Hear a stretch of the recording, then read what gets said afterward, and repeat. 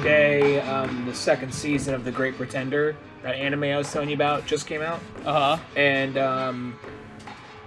they're in the middle of one story, and then they start telling the basically the origin of this character, who you knew sooner or later they're going to tell it. You just weren't expecting to tell it this way, and there's connections you didn't see there before. And I'm like, oh shit, you know what I mean? And then of course it just ends, you see this character in a way you never have before, and then it just ends right on like this super dark, bleak note, which the show doesn't do too often. So you're like, what the fuck? At least not like the old days where it's like, okay, tune in next Saturday. Or Toonami would be like, to find out what happens next time on Dragon Ball Z, wait 2 years. Well, yeah, because you know what happened, and this would be the time they wouldn't even fucking tell you that. You would go to watch it next Saturday, and then when it came on, it'd be episode 1 again. You'd be like, fucking kidding me? We don't need to give you the memo. You don't fucking work here. You'll show up anyway. Toonami. Yeah, that used to be the one where was just like, are you fucking like, oh my god. That makes me like so glad to like not watch regular TV. And it sounds weird as much as I love Cartoon Network and everything. Cartoon Network's the thing that like killed watching TV for me, because I just always think of like Full Metal Alchemist, and that's the show that was the one that was like, no, never again, not doing this. Because I remember like every Saturday night be like, gotta be there, gotta fucking watch it, gotta keep up on it, and so on like that. And then the worst thing would be is like, you get like a friend and be like, hey, you want to come over Saturday? Be like, sorry dude, you don't got Cartoon Network. I got to see what Ed and Al are up to. Who are they? Are they like in our physics class? Like, no. They got Cartoon Network though. Yeah. So like everything revolved around it. You'd be like, well, you can come over to my house, but we got to watch it at like 8 o'clock. You're gonna have to watch Full Metal. I know you've never seen any of these episodes because obviously you don't have Cartoon Network. Nickelodeon watching motherfucker. That's his mom revived? Can you believe that shit? Like, I have no idea what's going on. What? That kid stole his arm and his leg? That's who took it? Like, yeah. Just like walk in on the most confusing part of it. Yeah, exactly. Well, it's like that, and then also too, it's like that dictating thing is like, if you missed that Saturday, like something came up, you missed an episode, you'd be like kicking yourself all week long, because you always would miss the episode to be like the most pivotal moment. So that other friend at school can be like, dude, you didn't fucking see like all this stuff happened. You're like, oh,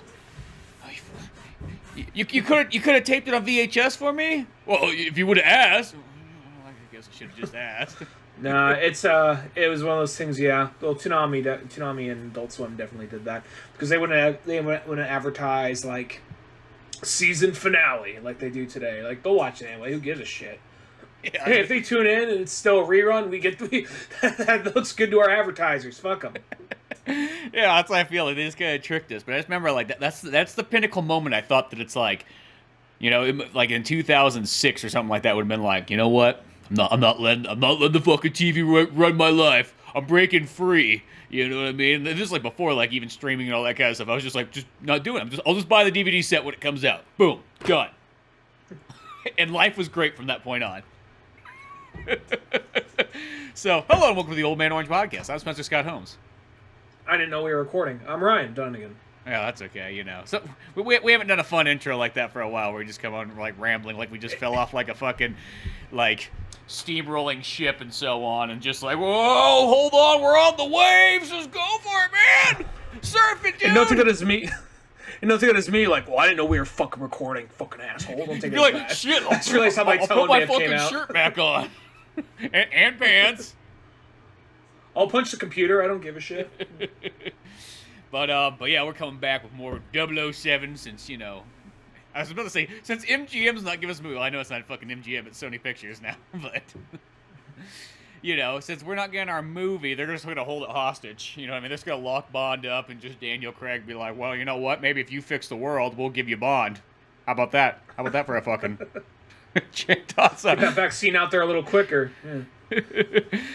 Be like, we already showed the movie to Kim Jong-un. Show us how much he paid us.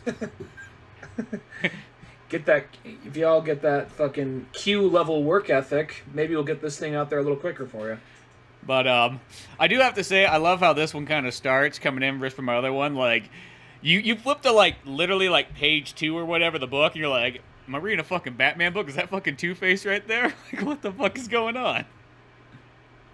On page 2? Yeah, well, not even like, I don't know, like, you come into this book and you get past the cover and the Dynamite logo, and it's like, there's literally a picture of Bond with, like, half his face missing, burnt flesh. Oh, yeah, it looks kind of fucked up, right? Yeah, it like, literally is two faces you can all be. So it's like, hey, if you thought that the Bruce Wayne kind of looking Bond was kind of confusing, guess what? It looks kind of, well, even the next page, when action is going on, it's a little crazy.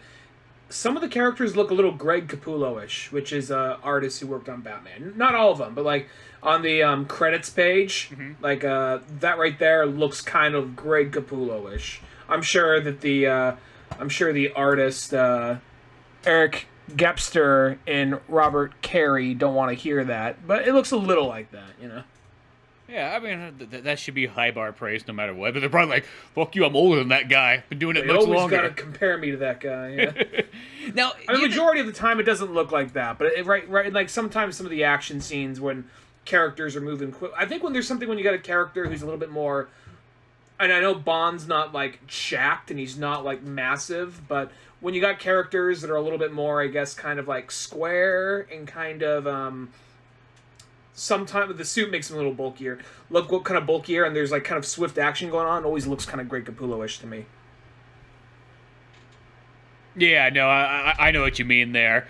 Now, is this artist or art team, I guess you would say, is this one different on this book than the first volume? It just feels like the art's looking a little bit... It feels different. Yeah.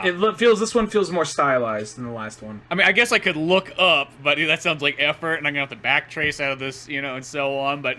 I'm just going to go off of it. I think it is. Unless, like, the artist came in one day, he's like, you know what? I did the first book like this. Brand new idea for the next one. Forget about it. You know what I mean? Let me do it. Shit. No, the book's called James Bond 007, the most confusing fucking title ever. Well, you look at Frank Miller's artwork from when he was working on, like, Marvel as an artist, and then you jump over to Dark Knight Returns and Ronin. Like, what the fuck happened? I know. I remember when I got like those early Daredevil ones. I'm like, oh shit, this is gonna be fucking awesome. I'm like, looks just like. Are you sure this is Frank Miller? Did somebody didn't just like put the wrong name on here? It looks like every other Marvel book of like 1979 or whatever. Or there's that Wolverine Goes to Japan one that's drawn by Frank Miller, and that one it's like. You could probably look for the Millerness in it, but at the same time, it's kind of, not to bring Frank Miller down, but when I think Frank Miller, I feel like angry, large, bulky dudes gritting their teeth with scratchy-ass lines and a little bit of blood everywhere. And then you look at like his earlier stuff, like, oh, it looks like normal comic book art. Yeah, not that it's bad, it just kind of, I mean, I know that's the time period where like Marvel's like, yo, we all draw the same. All draw the same. Don't you dare. One of us. Yeah, then Jack Kirby's like, well, I like to square off the fingers. Oh, he's squaring off the fingers again. That's going to send those DC guys over the edge if he squares the fingers off again. For some reason, I don't know why that bothers them so much. That's better, like, there's like a 1950s like powwow at DC. They're like, can you believe this Jack Kirby guy squaring off the fingers? What a mook! Well, truth be told, I mean, a lot of the publishers at the time, they didn't really even give a shit about what they were making. I believe the writers and the artists did, but it was more of just like, we're selling stupid books to stupid fucking kids. Like, well, I have a little bit of artistic integrity. Fuck your integrity! Draw the fucking bat person! We're at Marvel? I don't give a fuck what it is. We got a bat somewhere in there, I'm sure, they were... do the next fucking... Just put out the next fucking... Atomic Skull book.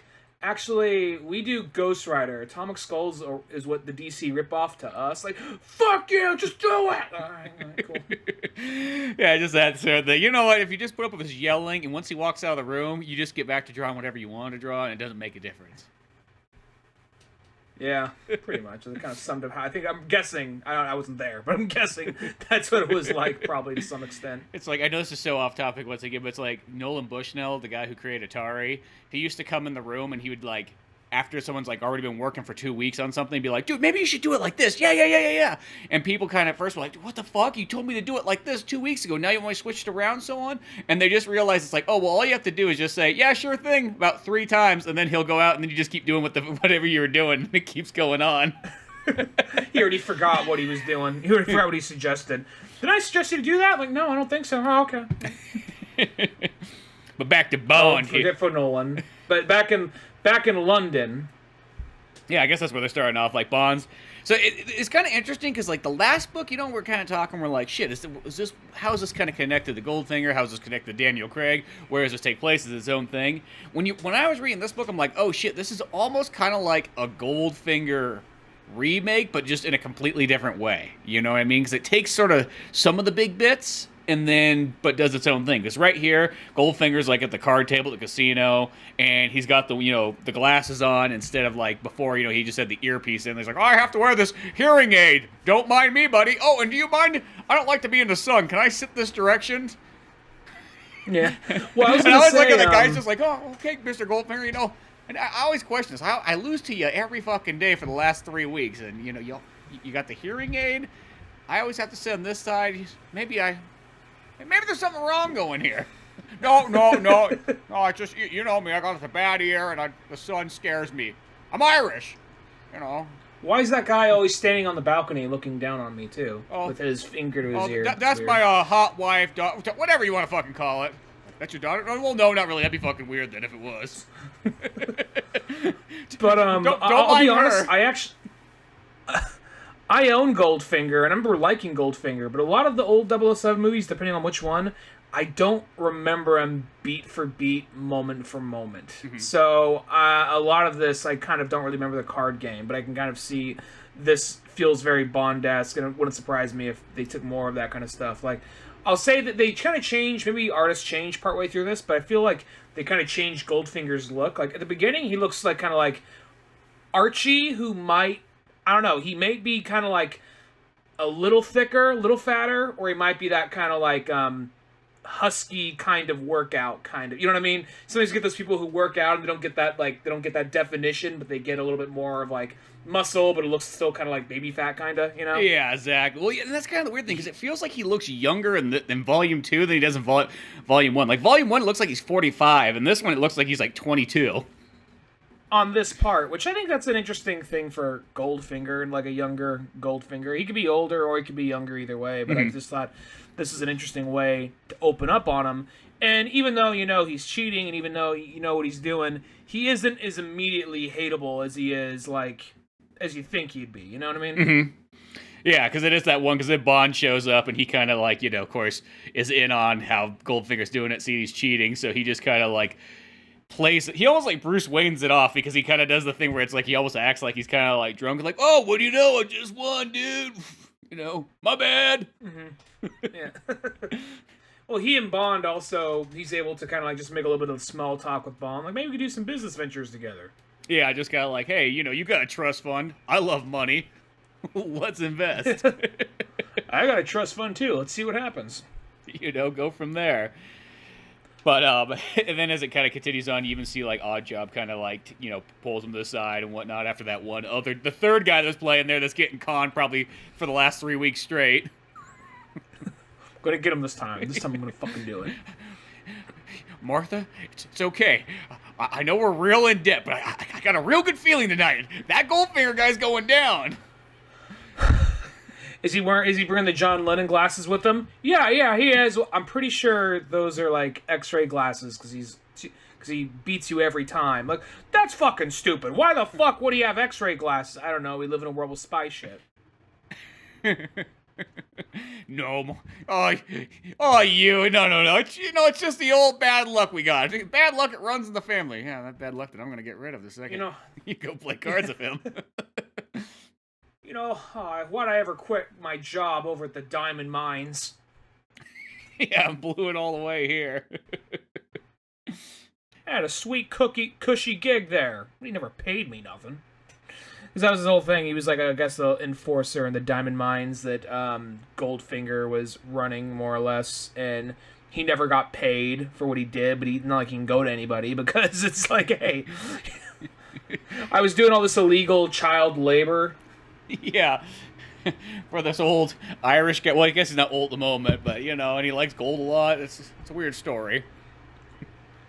It's weird. This morning, even my wife doesn't by the end believe of the me. day, he's like, By the end of the day, he'll be 48 though. It kind of goes back and forth. It's one of those ones like, it's like in this story, it's like, oh, what's he doing with the gold? Well, he's using the gold to get youthful. Mm-hmm. And then as Bond goes there to, it's kind of like a Rumpelstiltskin kind of thing. Because he wants to take me. He's not spinning like the yarn or whatever, the golden yarn. He's not spinning yarn to gold, but he's taking like all this gold shit and just making it more gold. So yeah, pretty much. So I want this shit uncut. And he ends up eventually. Bond goes there and he's going in. Like it's just a typical like business venture. And then he's like, "Oh hey, check out this gold I brought. Oh fuck, dude, awesome. Like hey, where the fuck's the bathroom?" And then he goes wandering down and finds all like this military grade equipment, Hummers with missiles attached, all this and that, toxic drums, all in the same room too. So yeah, it's like one of those ones. And that's where he gets into a fight. The kitchen that supplies too. You didn't leave it by the propane heater, did you? Do you think we should put the radioactive drums right next to like my meat locker? Yeah. Yeah, we'll be getting a new storage room later on the line. Not today, though. But yeah, when he goes down there... If you got the space, then might as well utilize it. Yeah, exactly. One of those ones. But then when he does get down there, he finds fucking Oddjob comes out and they get into a scuffle and whatnot. And I love how Bond literally fucking knees him as hard as fuck in the balls. Yeah. It's like there's just a panel of like explosive fucking knee to nut kick. Yeah, to the level of like...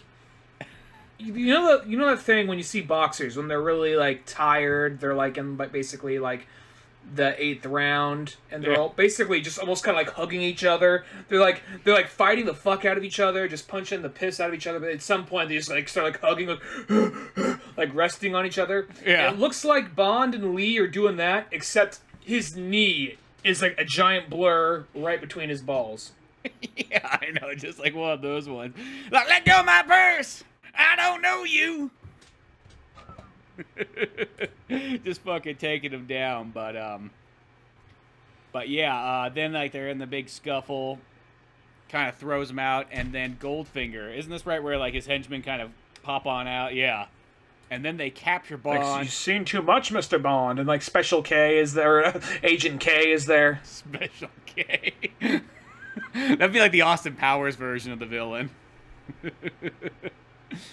But the interesting thing is that they take Bond and Oddjob back, and then Bond's pretty much gets turned into one of their agents that from like the last issue. Like they had the thing where they do the little like matrix implant on their back, and then they're able to kind of control them by endorphins and shock treatment.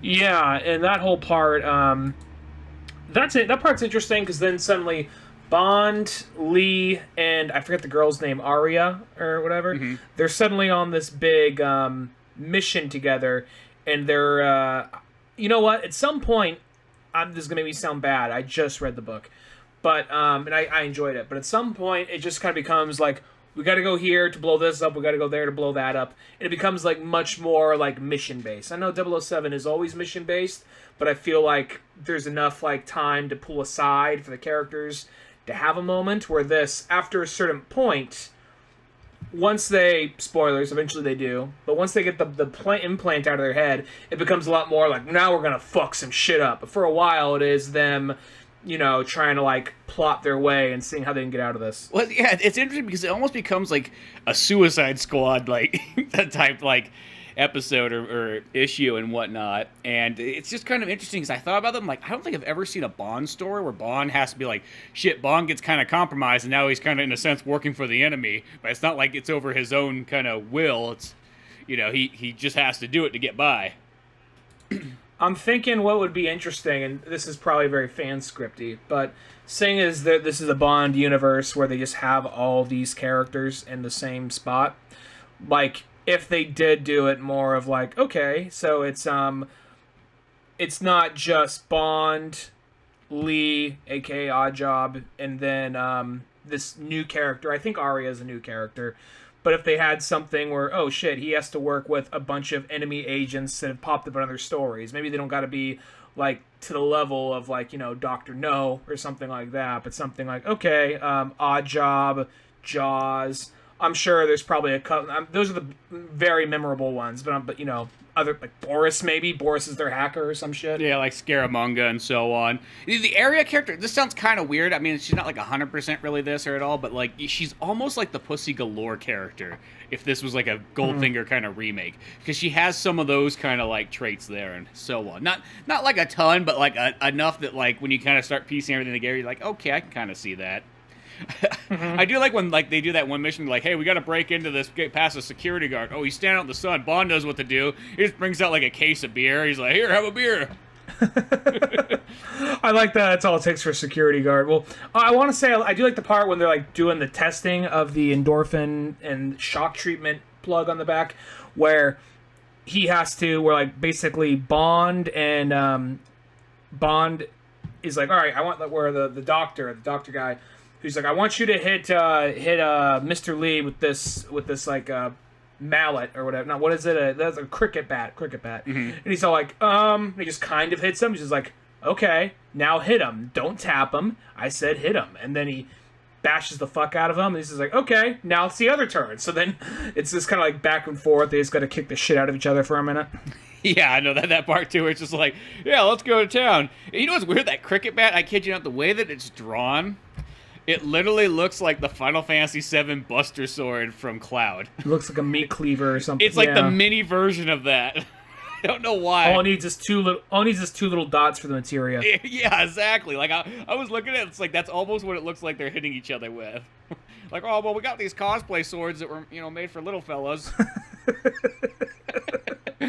They're trying to be like they're trying to be like the little not when you're actually in the fight scene or the cut scene, but when you're actually, or like not the, not like the fight scene or the cut scene, but when you're just in the overworld kind of look and everyone's all kind of like small and anime-ish. Yeah, exactly. When they just have the very chibi look to them. That's the word I was thinking. Yeah. But anyway, so then more of just like Goldfinger, like, I'm going to shock you. Why? Because I can. But I will say, going back to Batman shit, the picture where it's like, okay, now you're going to go to this I don't think they're going to that island and like on the outskirts of San Francisco yet. I think they're going somewhere else first. They're going to some kind of dig site. And when they show this picture of Goldfinger looking at it with a smug smile, so I want you to kill everyone. They have these profile pictures of everyone behind him. He looks a lot like Thomas Elliot from Batman. Oh yeah, I could totally see that. He definitely has that kind of look to him, especially with the younger Goldfinger kind of style. Mm-hmm. No, and from there... Oh, go ahead. Oh, no, you keep going. Oh, I was just going to say, and they're going from what you're saying, where it just all takes for a security guard, like, hey, man, this is that's right, they're in South Africa.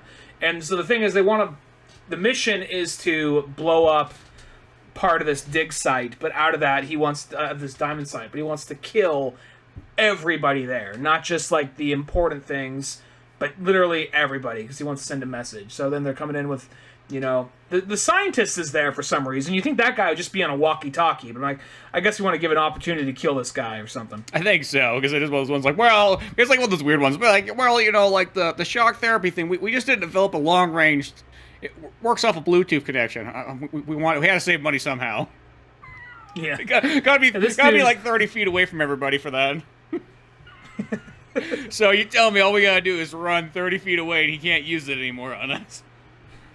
It's like, shouldn't we get someone who's very athletic and just give him the controller? No, he's on tenure. We got to make him do something. He ain't just gonna sit on his ass and collect a paycheck. Fuck him. Send him into the mines. Yeah. And I like when they just when they go to the mines. It's like they just start like fucking. They're like, sure, okay, we'll follow fucking orders. Just start shooting. This like the difference is like if like Batman was sitting there, there'd be like a moral obligation. Bond, who doesn't give a fuck? You give him a gun and tell him to shoot somebody. Well, luckily he goes out of his way. He's only shooting like the security bad guys. Isn't the security guard a bad guy right here? Is it because there's a different? Isn't there like a different section here? Like, isn't this actually ran by?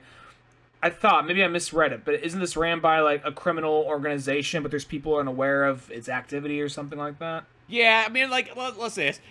They're probably not great guys, but they probably also are just guys like, hey, I got out of the military and I need a job, and Goldfinger was hiring. Yeah, okay, yeah, because it says right here, the Captain Ginger here basically says Oro Prime betrayed us. That's right. That's the reason why Goldfinger wants to take over and destroy all this shit anyway. So I think for that reason, I think there's people that just manage the dig site and they don't even know what's going on, and it's just being funded by this by these guys that look like kind of SHIELD agents. Yeah, exactly. And then I guess as they kind of go through the whole scuffle there and go through the big battle and whatnot, is this kind of right where they decide that, like, hey, you know what, we could take the scientist guy out and we have a way that we can break the code on that little transistor thing in our neck. Yeah, because they end up going to and like putting they take all these I want to say they kill the scientist guy somewhere in the madness of all this, and then maybe not right away, but they end up putting, we don't kill him just yet. They end up it takes them a minute to do that. They end up going and putting all the bombs basically behind a giant ass vault, and they say something like, okay, something of that magnitude, it's gonna fuck shit up, but it's not gonna destroy everything given the spots where he put it. But it's gonna send a frequency which is gonna make this which is gonna cut off like basically the little implants. Oh, that's right, because Bond creates the EMP blast. That's what happens. Okay, now I remember. Yeah. And then from there, like, hey, it all worked out, kinda. And then we cut over to what happens here? They're having a bunch of, I want to say they're having flashbacks or whatever. They're having flashbacks to when Arya's having flashbacks to all the shit that Goldfinger made her do, I think. And yeah. Oh yeah, because it kind of goes back to, they're like on the hospital, and they're kind of like, I think it's an MI6 type hospital, because Moneypenny's calling in and she's like, yo, and Bond's like, yo, I'm ready for missions. Like, whoa, you literally just got out of, being in a hospital for like a couple of days. You were under military control of, Goldfinger for like the last like 4 weeks. Like, yeah, I'm good. No, Bond. Hold on. Let's make sure you're good, because what happens if like you go back in and those like, non-flashbacks kick back again? It's like, we gotta be a little bit careful here now. Like, look at Arya. Shit, she's having, like, these flashbacks of her being out in the snow, like, having to murder a bunch of guys with that evil scientist guy. Yeah, he made them drag their own chairs. Yeah, it's one of those ones, like, wasn't gonna bring him back herself. Yeah. So yeah, we kind of get kind of a look in her past and seeing where she kind of was with Goldfinger, and they're kind of like, hey, since you have these flashbacks, it almost feels like an anime thing right now, where it's like, okay, look hard into your flashbacks. Okay, did you see how we're going to be able to figure out where Goldfinger is? Come on, is there any information in this? Just focus really hard on your PTSD. Saigon. No, wait. Someone play the Doors. No, wait, you weren't in Vietnam.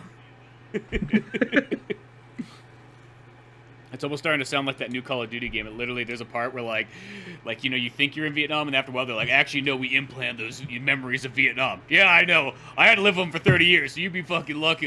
You only had to live them for 6 weeks. And then they end up breaking out of the MI6 just because, like, we still want to finish this mission. And I kind of like this whole panel because, like, they're going around like, all right, go back to your rooms now, kids. You're grounded still. And then they end up breaking out of there.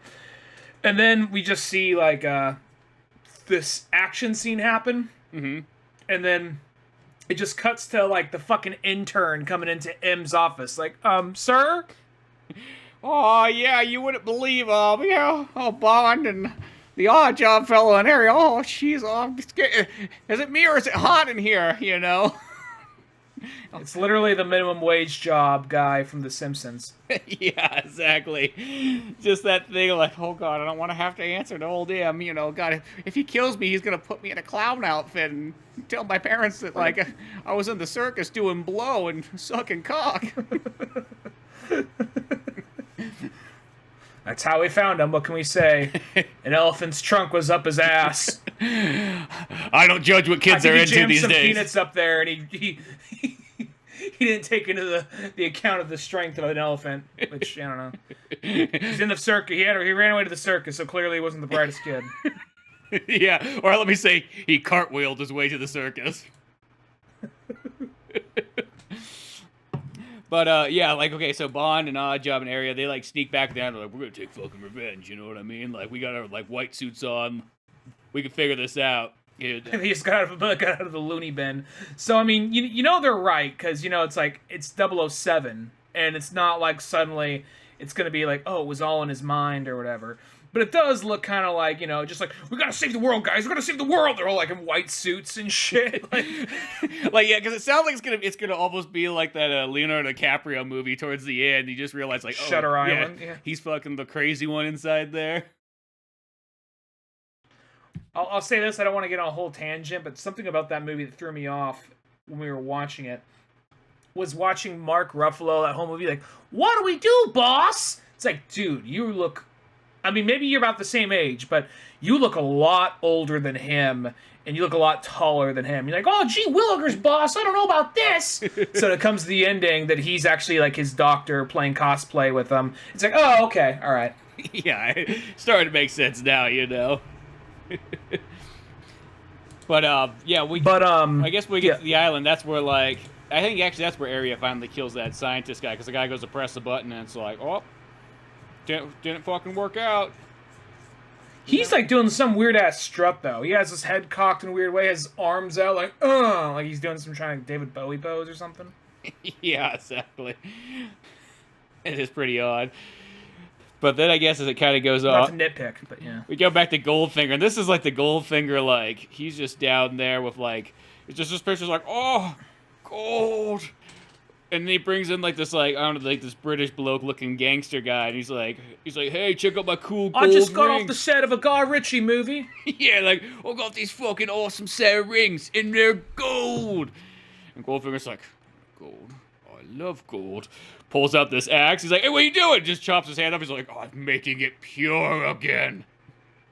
I do like that idea of that. Just some guy, he just interviewing people like, all right, how are you gonna do about? I just want some gold. Just sees the rings and all that. Just like, well, he'll do anything. You just see him grab an axe, and he's like, how about you? Well, first he offers to buy those off. He's like, oh, I'm so fat, I probably can't even get these rings off. Like, oh, I got a solution. You hear him pulling up an axe, and the guy's like laughing. And then you see his hand being put into like the smelter, and you see the hand burn away to nothing till there's just gold left. Yeah, exactly. It ends with the last line that guy ever said was, wait, what? Yeah. Like, that's what you're gonna fucking do? With, like, yeah. I mean, honestly, we have to say, it's a good thing that fucking Goldfinger wasn't alive during the Holocaust. It's just one of those... Oh, Jesus. Jesus Christ, would that guy have too much of a field day? He'd just be like, I'm looking for gold. Gold. I mean, there's literally a splash panel where he's like grabbing gold and putting it to his chest, to his heart, like he's saying the Pledge of Allegiance, while, like, touching some other gold. Be like, yeah, stroking that gold. And he's just circled by fucking gold bars, just like, oh... Yeah, you guys miss me?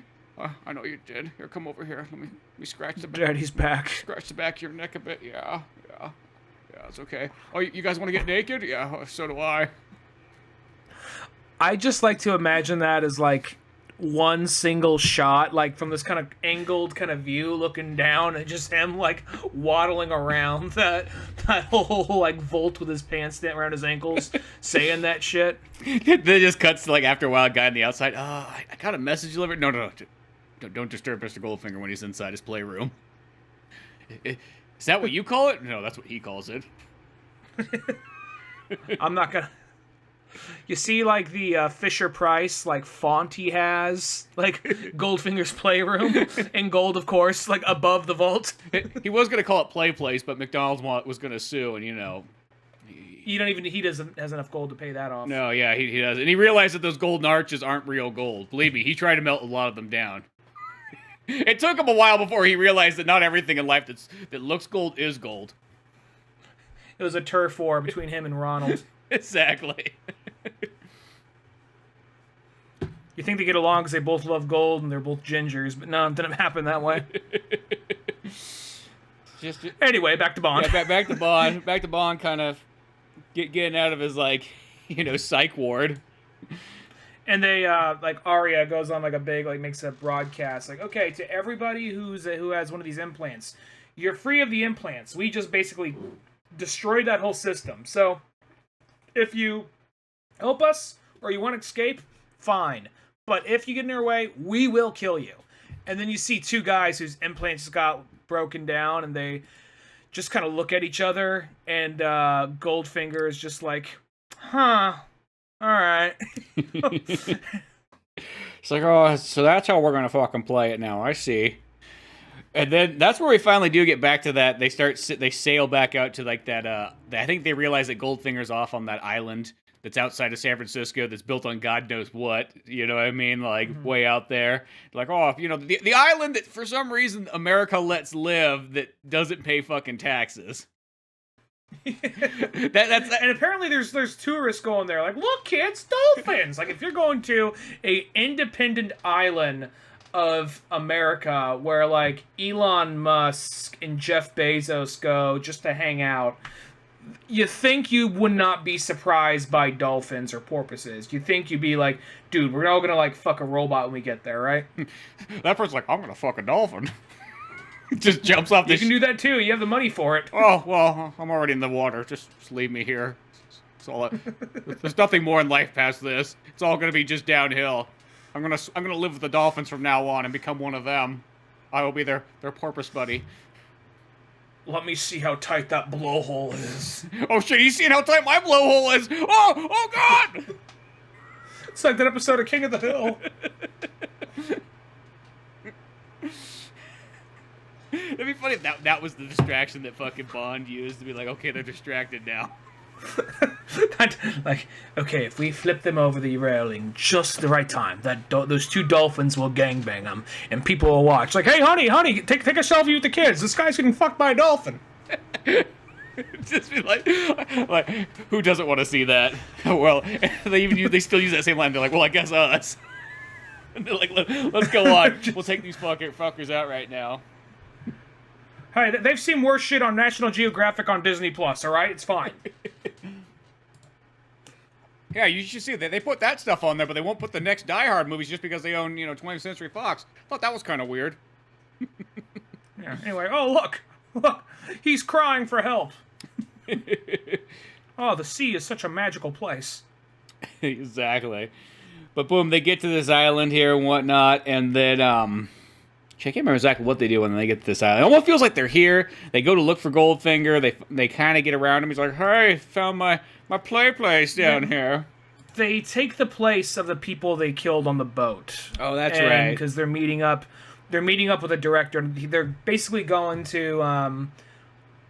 They're going to like look around and basically point out the weaknesses in their security and all that.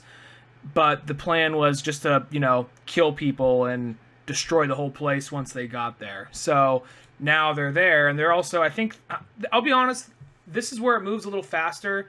Like, they drop a lot of information on you, but they keep it still moves fast, a lot of action.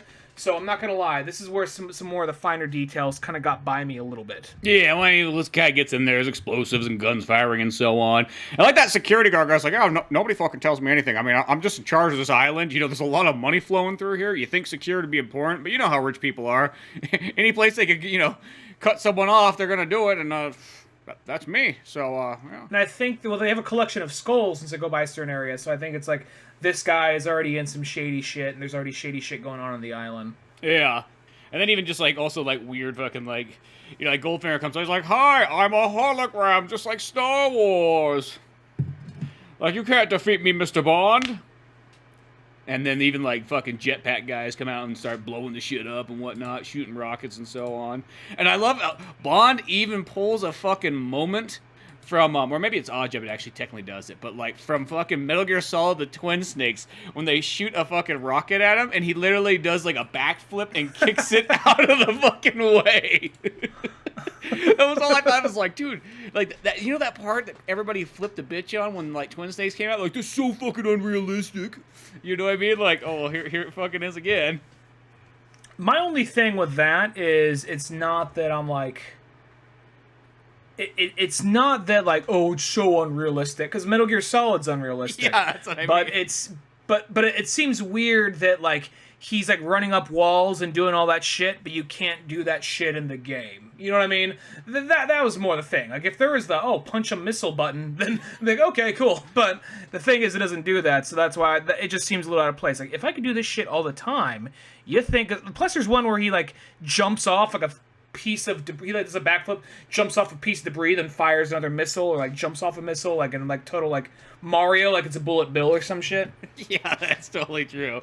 It is like, yeah, it's one of those ones. I guess it's one of those things. I guess it'd be even weirder if you saw Sam Fisher do that, but. That's why Solid Snake's better than Sam Fisher. Yeah, because he can fucking kick a missile out in midair. You know, shit, but so can Oddjob right here too. So I guess we all do good there. I almost want to say Bond did something like that too, because felt like it happened like twice almost. Yeah, Bond just fucking like kind of big boots it up, and then Oddjob like does a backflip kick or whatnot. Who's the Steve Jobs looking motherfucker again? Oh, like there's like that, like it's like almost like if Steve Jobs like. Oh, Steve Jobs didn't die. We just took him to this island, because it seems like that's how it feels right here. Well, he's all turtlenecked out. He has the beard. He has the glasses. He has the same type of hair. Yeah, exactly. He's like running away from some like guy like pointing a gun at him and whatnot. I feel like that was the main guy that was sort of sent there to be in charge, and I literally think it's supposed to be kind of like a Steve Jobs guy. Like, hey, Steve faked his death and didn't want to pay taxes, so. I do like we're at the point now we can be like, because when he dies, like, oh my god, everyone, Steve Jobs died. I'm like, we're at the point like, fuck Steve Jobs. I like we're at that point again. I mean, he made Breakout for Atari, but mostly that was more Steve Wozniak, so. I like how that's always like my go-to is like that's on his tombstone. It's like funny because everybody else like when they think Steve Jobs is like, oh man, I think of like all these Apple products and so on like that. I'm like, I always think of Breakout on Atari. Like I know that's like the weirdest one to go like. That's the one? Like, well, I mean, he did something. He programmed it as, like, a dirty hippie and then said, like, well, this is going to be a lot of work. I'll get my friend Steve Wozniak and give him, like, some beer money and, like, a pack of Doritos. It's like the idea of that. It's like, on his grave, it just says, he programmed Breakout. Sort of. Or I guess he technically didn't program Breakout. I think the goal from Nolan Bushnell was like, hey, the more chips you can remove to save me fucking money, I'll give you like $400 a chip or something like that.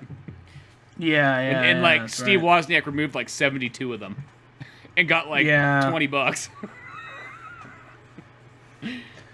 And then when he heard that story years later, he cried, not because he felt like he was out of the money, but I heard that. I don't know if that's true. Maybe Wozniak's, I'm not a fucking pussy. I never cried. But I heard something like years later, when he heard that story, he cried, not because that like he's like, I was short that money because like Steve lied to me. Yeah. Well, because Nolan's like, dude, what'd you do with all that money you got? Would you bang a bunch of hookers with it? That's what I would have done. Atari.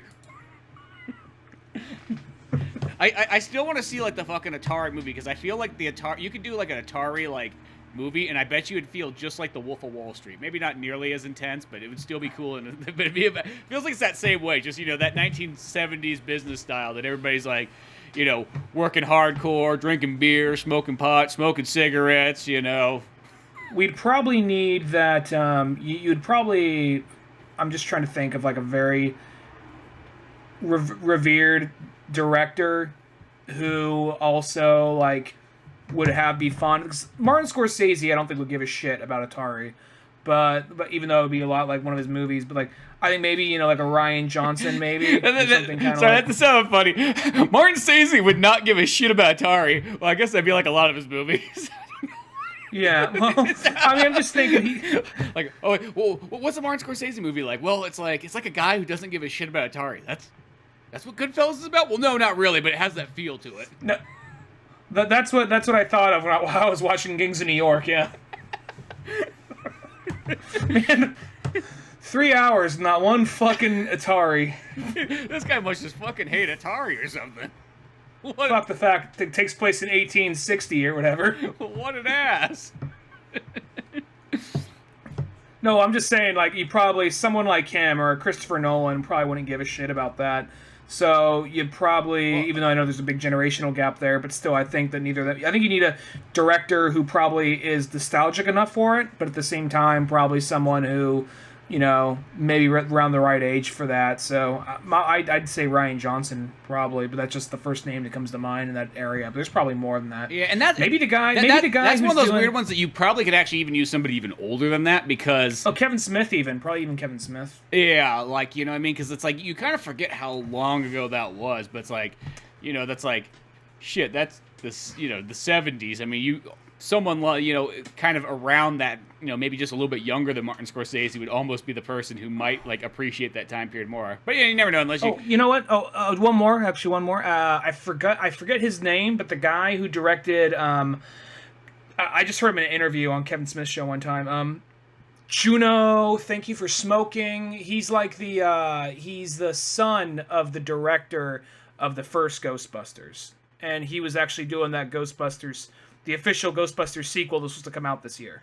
The Max Landis guy? Oh, no, wait. Not Max Landis. No. No, I forget this dude's name, but he did a bunch of good movies. He did Up in the Air, Thank You for Smoking, Tully, Juno, and he has that Ghostbusters reboot coming or sequel coming out, and it was supposed to come out already, but COVID. So yeah. Anyway, that guy would do a good Atari movie, I bet. Anyway, back to this. Goldfinger looking like a fucking chimpanzee in a shower that's all plated gold. I love it. Also, like a scene of just Goldfinger, just like I'm just taking a shit on my gold toilet. Like you just like a scene you would expect to be like, oh, remember that scene where Goldfinger sitting in the gold toilet taking a shit, like looking at fucking gold and jerking off. You're like, what? Oh yeah, never mind. That's a comic book, not the Sean Connery movie. Well, it's also like how can we make you hate him more? Is kind of what they're doing. Yeah, just like everything's gold. It's just like, oh, gold. Oh, my cell phone's gold. Oh, my calves are gold. Oh, there's gold. Oh, I'm back in the play place again. And then Bond's like, yo, fuck your playroom. I like how he gets like the call. He's like, hey, Bond, guess where I'm at? Be like, you should play place? How'd you know? Fucking fist comes out. Just bam. He did kind of just like Dark Knight his way in there. There's that whole part when like Joker's in the interrogation room and he's behind him. Like, how long was he standing in that room in the shadow just waiting to slam his head down? So he's like, how long was he waiting there just like waiting for him to pick up his phone? Like, shit, he answered his phone in the other room. Yeah, exactly. That's how I think about those kind of moments. Like, you have it all planned out, but what if it like changes on you and whatnot? And then it's like, no, there's blood on my gold. It's like, Bond's just like, it's not pure anymore. Just starts fucking peeing on it. Be like, no, stop it, you! Stop it! Not the impurities! He says, like, the world is filth, but gold is clean. And right there, and then, not any longer. Yeah. It's weird, it's like, it literally just pretty much ends like that. Be like, okay, Goldfinger, throw him in the back of a police van, and, done. And then we have, says, then basically it just, I think there's somebody, it looms in, like there's someone else out there, and I think they showed this dude earlier, but they show this picture of, like, this sort of montage picture of, like, James and Moneypenny posing, and then Arya and Lee holding together, like, oh, it all planned out, now we can go on our honeymoon or whatever, and then just the road going down, like, this country road of, like, Jim Croce should be playing or something. Yeah, exactly, like one of those ones. It's like, shit, looks like the start of fucking, like, Wrong Turn or something. Yeah, and that's this book. I like this one. I was probably more into the first one. I think maybe there's some really important information that's going to come up in like later volumes or something. I feel like you probably could have condensed some of the information of this one and maybe made it one like kind of a little bit of a longer book. Maybe because this one it's like 12 issues, but you could probably get it condensed to like 8 and just made it kind of like a real thick graphic novel, maybe. Yeah, like an 8 or 9 issue graphic novel, and just kind of streamline it a little bit. But at the same time, I found both these stories interesting. I wouldn't mind reading more of these 007 Dynamite comics as they go along. Just because I think it's streamlined doesn't mean it wasn't fun or entertaining. I just think it could have just been a little, like, I don't know, just a little quicker on some stuff. But no, it was an enjoyable book. I did like this one. This sounds weird. You know what? It kind of feels like if they did like, hey, we're gonna do like a Goldfinger retelling made for TV movie. Like it has like that kind of feel to it. You know, like, hey, It's not as big or grand in some spots. yeah, because you know the weird thing about it is it feels kind of like it's a comic book, but it feels like the budget's like less, if that makes any sense. The concept of an island. I mean, you got dudes in like robot jetpacks coming in, looking like they work for Cobra Command or something. But beyond those guys, you are. I guess you are on that cool like island. But oh yeah, and then I forgot. I guess there was that. I forgot, but there's that big plot. The whole point of like the San Francisco or they off the San Francisco island thing is that Goldfinger was going to release nerve gas on there to make his gold worth more money. That was like the major plot point of the whole thing. Is that if he because there's a lot of other stuff there. That's yeah, right, because and that's just kind of the same thing of like the nerve gas or whatever that like Pussy Galore drops out of the planes of her like Pussy's Flying Party or whatever the heck it was called. I can't. He had a name like that and like the original Goldfinger, like overall like. Fort Knox and what have you, but yeah, that was the whole thing. Is he was gonna kill like evil Steve Jobs out there, and then that would make his gold worth more. Or maybe because everybody's been like, Steve was wrong, gold was right. We're so sorry, Goldfinger.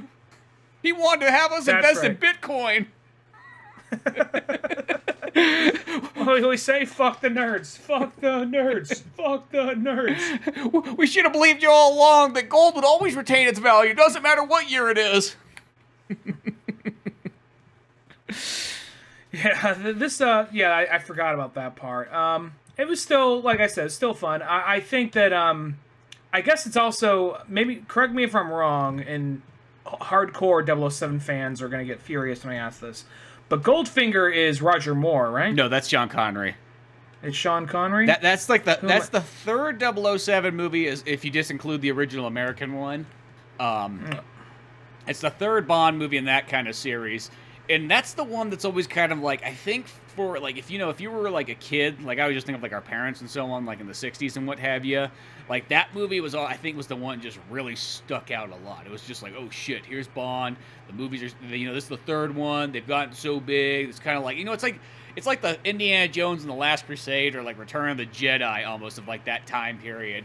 It's like people are so fucking amped in. It's like, oh shit. But like in this one, it's like, dude, they introduce him with the Aston Martin. He's battling this guy, Odd Job and so on. Like all these things just started kind of coming to play, that made it feel real grandeur and not just like, I guess like kind of like a regular spy movie, but just to like almost like the over the top thing.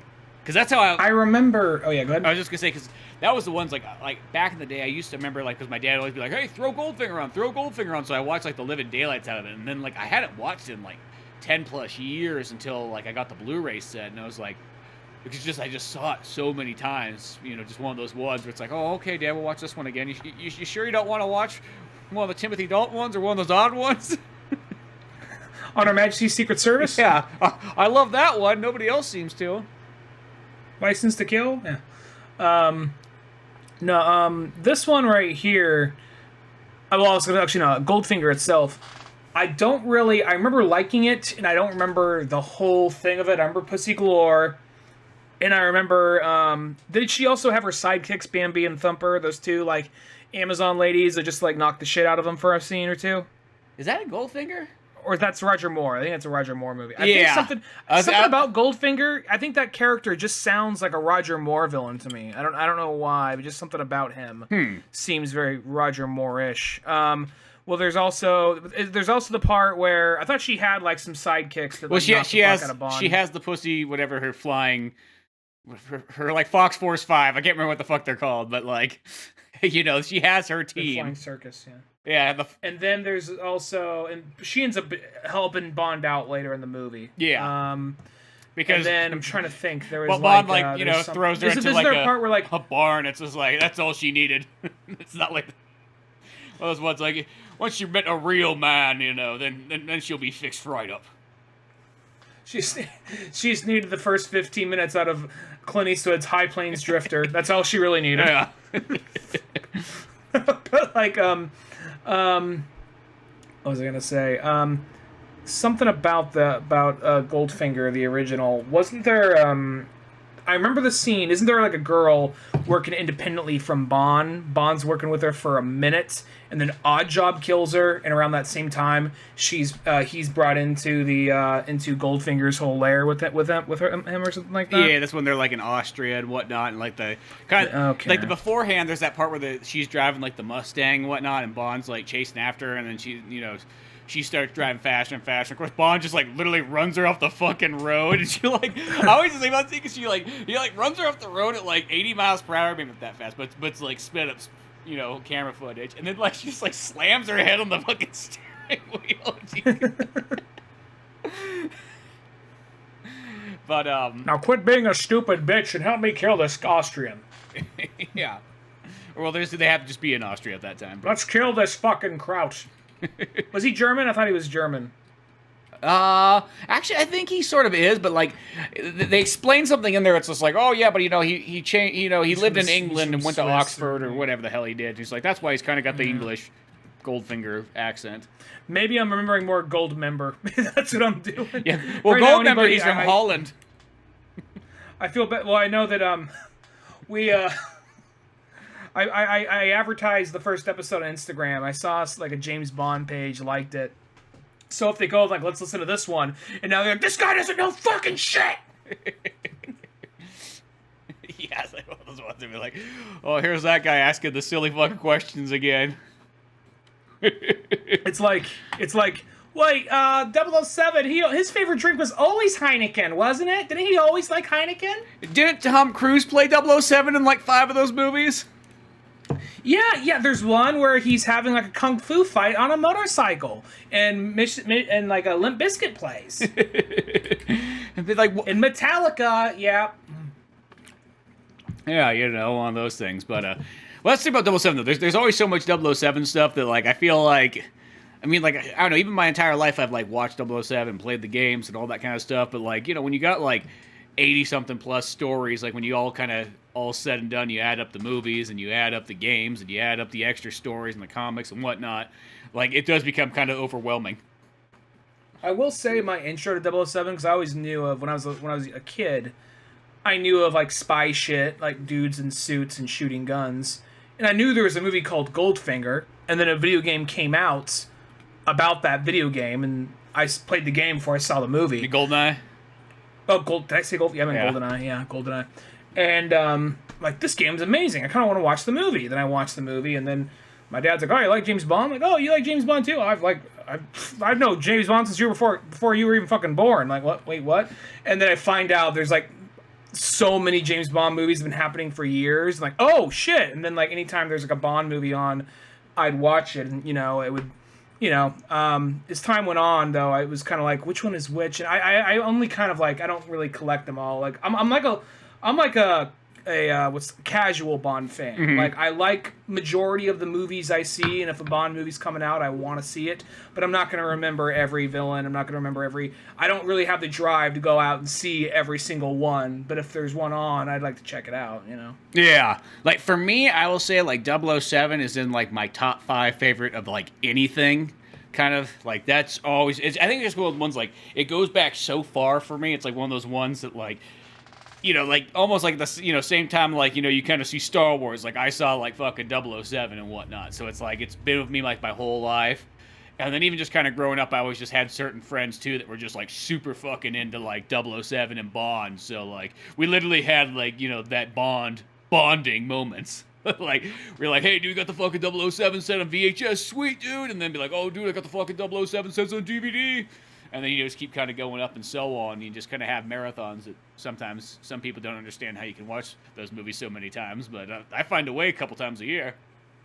Wasn't there, like, something really confusing where they would, like, they, like, go by the movies and sets, and you think it's going to be chronological, but it's kind of like, here's 2 Sean Connerys, 1 Roger Moore, 1 Timothy Dalton? Timothy Dalton? Am I trying to... Yeah. Timothy Dalton, and then 1 Pierce Brosnan and 1 Daniel Craig. Like, you buy these, like, 6 to 8 movies, and they would just be kind of jumbled in there. So you'd have people being like, oh, I really want A View to a Kill, but I don't want, like, Die Another Day or something. I fucking love Dynamite. I don't care what anybody says. But no, yeah. I'm just speaking hypothetically, but I remember that was a thing though, because we had a friend that was really into 007, but he didn't want to buy those packs like that because he didn't really want it that way or something like that. Well, the original 007 sets, like on DVD when those came out, those box sets, because I remember that was such a huge deal anyways. I think it was almost like 40th anniversary Bond, the special edition DVDs,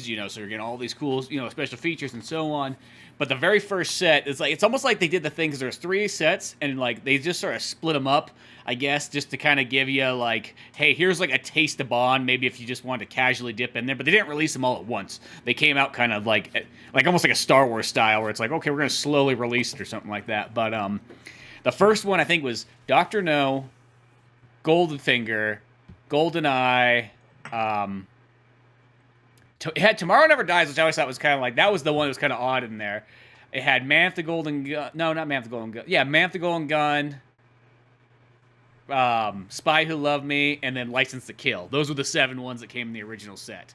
So, what was the last book that they made a movie off of, other than Casino Royale? I think there's 11 or 12 Bond books. I want to say For Your Eyes Only.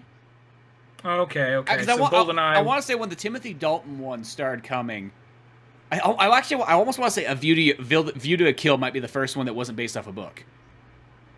Okay, because I want to say I didn't think GoldenEye was the first one not based on a book, but I was wondering what if, So sometimes there's weird things where like it's like some of that stuff kind of actually comes from some of the books that they just didn't use, or there's a chapter. I think it's in Octopussy, the book. I could be wrong. It could be in another one. Maybe it's in one of the other ones, but it's called Quantum of Solace, or it's in the short stories. I take that back. There's one of those books that has 3 short stories in it. I almost want to say it's the Octopussy one, but it's just been so long since I read the books. But I remember just as a kid be like, oh, Quantum of Solace, what the fuck? Like they didn't just pull that name out of their butt. It does seem. Or I kind guess of a not as a random kid. name, That was a little bit later, but still, But yeah. What was I gonna say? Something about Bond, obviously. It's escaping me. Whatever. But yeah. Okay. But yeah. This Bond comic I think is really fun. I think one of those ones, I think the Dynamite ones, I don't think they're all necessarily super connected. I think some of these series might be, and I think some of the series do their own thing. Some of the series are connected to the movies. I think it might be kind of a jumble of where they all kind of go, but it'd be fun to read some more of them later down the line. There looks like some cool stuff. I think that 007 Origin one really it's based on hey, it's Bond in World War II, so it's based off almost like the books Bond. That sounds pretty sweet. That might be a fun one to do right there at some point. Yeah. Hopefully we get. I remember what I was going to ask now. Mm-hmm. Do you think there's people? I have not been looking, but I've just been overhearing. Some people think that. Remember how when Spectre was coming out? How they were going out of their way, oh my god, I think the villain's gonna be Blofeld. It's not Blofeld. It's not Blofeld. Okay, it's fucking Blofeld. Do you think they're gonna do that with Dr. No for this movie? Because it's No Time to Die.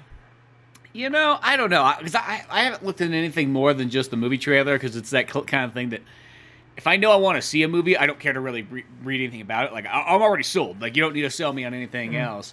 But and I haven't been looking into anything either. Just shit you over here, I kind of hope it's not. Me personally, it's one of those ones Blofeld coming back. Okay, that kind of works and so on. But I do kind of feel I just don't want Bond to get into the trend where they're just hey, let's just remake all our movies. Let's pull a fucking Disney. That's the only thing I just don't want them to fall in that, because I feel Bond's kind of. It's fine that you can kind of keep continuing stories and you don't always have to keep kind of remaking it. Now, granted, I feel if they do it, it won't be necessarily a remake of Dr. No. It'll just happen to have Dr. No. It'll be like this Goldfinger comic, I guess, or this James Bond comic we just read. Has Goldfinger in it. It's not necessarily a remake of Goldfinger, but it's kind of here's this kind of different variation of it and so on. But I don't know. It might be that thing because the idea because when Dr. No was made, they just got a British dude playing an Asian man in it. Just squints his eyes really hard. Yeah. Yeah. They give him the squinty eye makeup. I mean, I just like to think it's a guy just almost closing his eyes the whole time. I mean, just that's as far as method Eastwood, acting. Just why is Clint Eastwood always squinting? Oh, the sun always faces Clint Eastwood. It's nighttime Even out. at night. Yeah, he can see around the Earth. But yeah, or they just like an updated version of them, and that, and like what Inspector, they made them like they're like orphan brothers or something like that, But who knows? It just like we'll find out if the movie ever comes out. Is like they literally gave it the Austin Powers 3 fucking storyline. Like you don't think too much of it, but like that's like, remember how like that one ends where it's like, oh, they're brothers. Yeah, like they're kind of related. I mean, like I think that one's supposed to be kind of funny. Like I feel like the idea like that Bond is somehow orphan brothers with. I thought that was a little bit kind of like that comes down to that thing that. When they like, some people think they're really clever by trying to bring things in like it pretty much happens like on the same cul-de-sac, but to me that always makes it feel very unrealistic because I mean like a lot of fucking people out there, and you ain't just be related just to two guys fighting each other just happen to be related like a little too often, you know what I mean? I mean shit. I'll even say in Austin Powers, I still always thought that was still a weird way in that third movie. I'm always kind of like, I don't know, Dr. Evil and Austin Powers being like brothers. That's a little far-fetched. Let's just be honest. Yeah, well, it's one of those things. Even like that, it was like, what was it? He was adopted by Blofeld's family, and then later his parents died. He blamed Bond. He became bad guy or some shit. Or the kid was always fucked in the head and became Christoph Waltz when he grew up. So Yeah. I mean, it's kind of. I only saw that one once. That was like of all the Daniel Craig ones, that was the only one I was kind of like, about, Yeah, I mean, like, don't get me wrong, I still like that Bond, and the couple times I have watched it since theaters, like, it kind of warmed up to me a little bit more, but yeah, I do kind of feel that that's probably like my least favorite of all the Daniel Craig ones, but yeah, but I don't care. I'm looking forward to the new Bond no matter what. You don't give a fuck. You could be brothers. Shit, they could be fucking gay brothers for all I care. It's like new 007. You know what I mean? Like, Bond is back, and he's fucking his brother. Like, Do we want to work on that tagline? No. Well, it's going to be trending in 2 seconds. Well, someone said that Bond couldn't fuck like a hot chick anymore, so he decided, like, fuck, he's going to fuck his brother. That way we get the LGBTQ plus community as well as the Louisiana community. Cool. Yeah, I guess the plus stands for the Louisiana. Yeah, brother fucking right on. Keep it in the family. Sorry to any listeners in Louisiana, but yeah. Because Louisiana's a very nice place, but like shit, that'd be California too. Let's be honest, you know what I mean? Oh yeah, you go down the right back road in like the 209 area. That definitely some brother fucking's going on. Shit, you go down the wrong back road in fucking San Francisco. I bet you there's some brother fucking going on. But they call it artsy down there. Yeah. just because they have eyeshadow while they do it or whatever. Yeah, one of those things. Someone's wearing like a pheasant mask or some shit. They call it, it's like an art project or whatever. It's like, that's where Bond shows up. He's like, none of this. We're gonna blow it up from here. I'm like, Bond, you brought the nerve gas with you. He's like, I'm taking care of this. But yeah, check out those Bond books from Dynamite. They're fun stuff. It's a good way to kind of, if you need more Bond in life and you don't got enough new stuff, well, there's always comic books you probably missed out on. So go check those bad boys out. But till then, go to oldmanorange.com. Podcast, comic books like Pizza Boys, old animations, and all that fun stuff. I'm Spencer Scott Holmes. And I'm Ryan Dunnigan. We'll see you some other time. Later, folks.